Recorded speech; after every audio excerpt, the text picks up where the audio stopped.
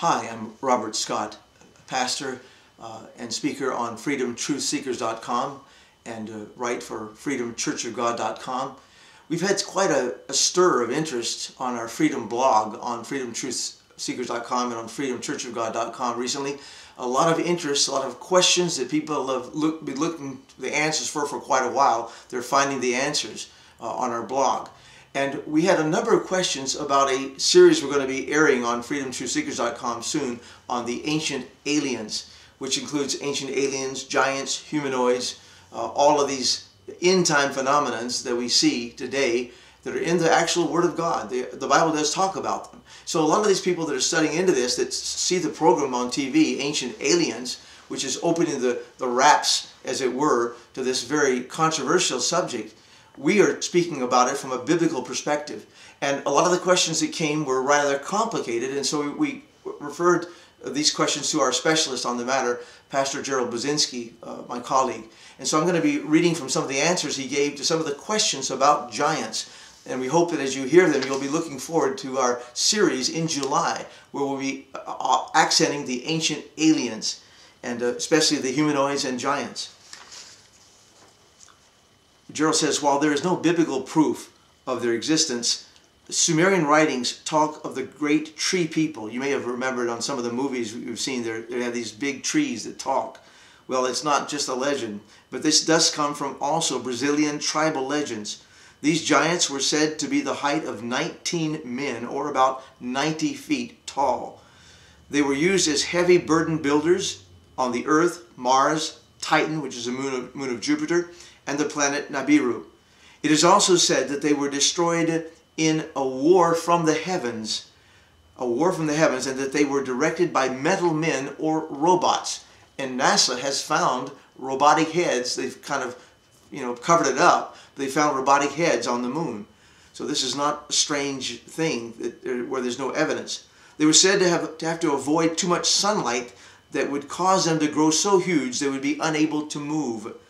The pre-flood giants seem to fall into two main groups: the area governors or Stargate lords that were 20 to 30 feet or 35 feet tall, and the herder-breeder group. This last group, of which Goliath in the Bible was the descendant, were composed of giants who were 10 to 20 feet tall. They were quite sexually aggressive and always very hungry. They were also quite protective of their area governors. Their purpose was to pollute bloodlines with their genomes produced by transgenetics. Now, the shape-shifters group of giants are also referred to as genies, djinns, or jennies. They were also sexually active and were worshipped as gods because of their ability to change people, grant wishes, and possess a harem of about 500 women. They were able to produce great amounts of sexually addictive pheromones that could control men and women for sexual perversions. The Bible seems to make an oblique reference to these shapeshifters in the account of Exodus of Pharaoh's magicians who could transform rods to snakes. Middle Eastern traditions are full of information on this type of giants. The Hebrew word Nephilim for giants in Genesis 6 implies that different types, varieties, and numbers of giants existed before and after the flood. One question asks where the spaceships came from to save all these giants from the flood, and if they are still alive now in these spaceships. Giants can go into hibernation for many thousands of years. They can use adjusted wave energy to make their own food internally or live in a food recycling system. Giants have a type of skin that is quite thick and also almost bulletproof. Even the vacuum of space does not readily kill them unless they're without heat for a long time. Spaceships were made on Earth and Mars about 24,000 years ago by the humanoid watchers. They are genetically engineered creatures that Satan evolved to do his bidding. I like to call it, as the British do, evolution, because there actually is a true evolution in the sense that Satan did use genetic manipulation to form these creatures that look like humans but were to mock God, because Satan knew that God was going to create mankind who would be bigger and higher than he was. So there was a jealousy and pride involved there. So he genetically manipulated these creatures to do his bidding. These starships allow travel through star gates. It's not just in the movies. These are actual phenomenons that we understand that are spoken of in tradition and even in the Bible, made reference to in some oblique ways. These starships allow travel through these star gates. There were warships designed by Satan to attack God's throne. Some of these warships saved the genies. In addition, some spaceships came from Orion, the Great Bear, to aid Satan's plan to attack God's throne. They are smaller ships that are used to torture and experiment on the human race. You've heard of these ovni, I'm thinking in French here, thinking of these UFOs that came and will kidnap certain people. And they've had these testimonies that they were kidnapped. And they experiment on them. Well, these are the kind of ships that they use. They created the gene pools for the humanoid watchers. Another question was, why would Satan need huge starships if he had stargates to travel through?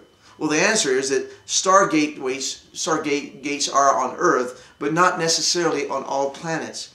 Furthermore, some of the gates end in open space, so they really end up nowhere useful.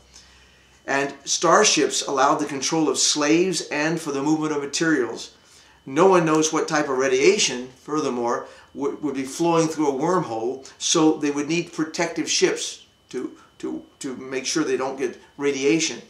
These ships are also allowed to move quickly, troops for war, along with their equipment. So be on the lookout for the book 2012. We're not sure of the exact title yet, but 2012 in Prophecy is coming up very soon. And another book that is already available, Bible Code Broken, The Truth About the Christian Sabbath, will reveal to you, if you read it, Satan's plan for the end time. And will also help you to avoid deception by understanding the Word of God. And there's a key to understanding that Word that is unlocked in this book. So be on the lookout for Bible Code Broken and for the book 2012, which is going to be published soon.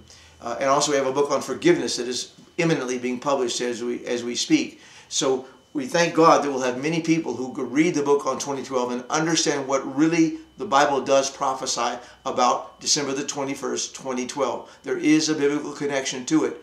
However, we encourage you to get this book, Bible Code Broken, to understand prophecy in the end time.